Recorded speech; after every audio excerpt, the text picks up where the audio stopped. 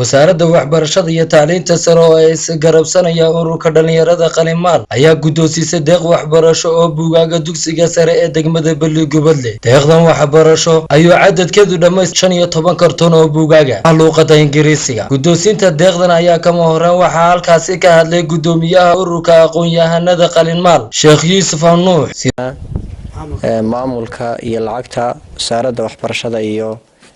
tacliinta sare agaasima Fatxiya waxa kale oo iyadana goojoog ah agaasimaha qaybta genderka ayaan Xaaji Yuusuf jinaya Khadar Xaaji Yuusuf oo ninkii deeqdan ugu deeqay iskuulka buugaagta aad iyo aad baan uga mahadnaqaynaa waxaanu rajaynaynaa marka laga hadlayo ardayga wuxuu u baahan yahay marka laga yimaado inta macalinku uu ku siinayo sabuuradda meel kale oo dib ugu noqdo wax ka akhristo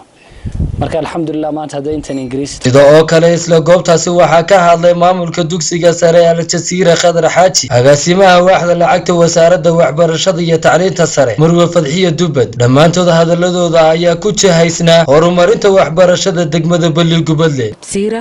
kuna wareejinayo maamulaha dugsiga sare Faarax Nuur ee Balli-Gubadle alxamdulillah rabbil caalamiin waxa aad ilaahay baa mahad leh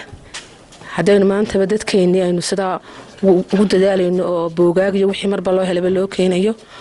waxa iga dardaarana oo aan maamulaha dugsiga leeyahay buugaagtaasi ay noqonin kuwii inta meel la iska dhigo aboorka ku cuno ay noqdaan kuwii ardadii loo keenay oo buugaag aad u badan oo ugu talagalay dadku inay luqadooda ay kor u qaadaan ay kor u dhisaan